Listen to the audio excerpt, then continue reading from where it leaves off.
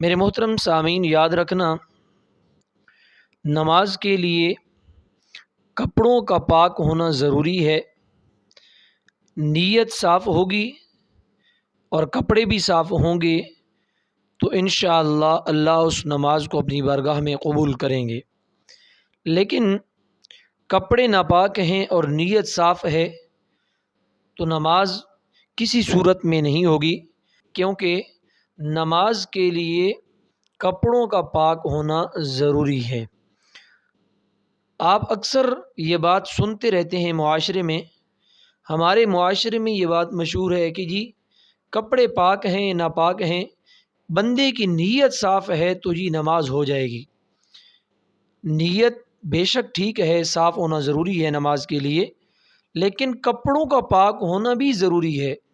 اگر جگہ پاک نہیں، کپڑے پاک نہیں اور بندہ وضو نہ کرے اور کہے جی نماز، نیت صاف ہونی چاہیے، وضو بھی نہیں، جگہ بھی پاک نہیں، کپڑے بھی پاک نہیں، ایک صرف نیت کے صاف ہونے سے نماز کیسے صحیح ہوگی؟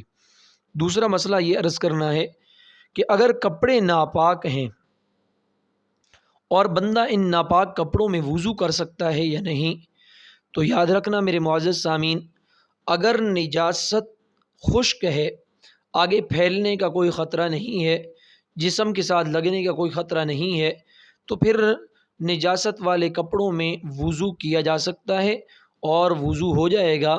لیکن اگر وضو کرنے سے وہ جگہ خشک پہلے تھی پھر گیلی ہو گئی ہے اور تر ہو گئی ہے اور پھر جسم کے ساتھ ٹچ ہو گئی ہے تو پھر جسم ناپاک ہو جائے گا۔ لیکن وضو کرتے وقت اگر وہ جگہ اسی طرح خشک رہی ہے، جسم کے ساتھ نہیں لگی، تو پھر آپ کا وضو مکمل ہو جائے گا، وضو میں کوئی اثر نہیں پڑے گا۔ تیسرا مسئلہ یہ بھی عرض کرنا ہے کہ اگر کوئی شخص بھول کر ناپاک کپڑوں میں نماز پڑھتا ہے تو کیا نماز ہو جائے گی یا نہیں؟ تو یاد رکھنا، بھول کر اگر نجاست والے کپڑوں میں نماز پڑھی ہے، بعد میں اس کو یقین ہو گیا ہے کہ میرے تو کپڑے ناپاک تھے اور میں نے ان میں نماز پڑھ لی ہے، تو یہ نماز دوبارہ دہرائی جائے گی، قضا کی جائے گی، کیونکہ بھول کر بھی نجاست والے کپڑوں میں نماز نہیں ہوتی۔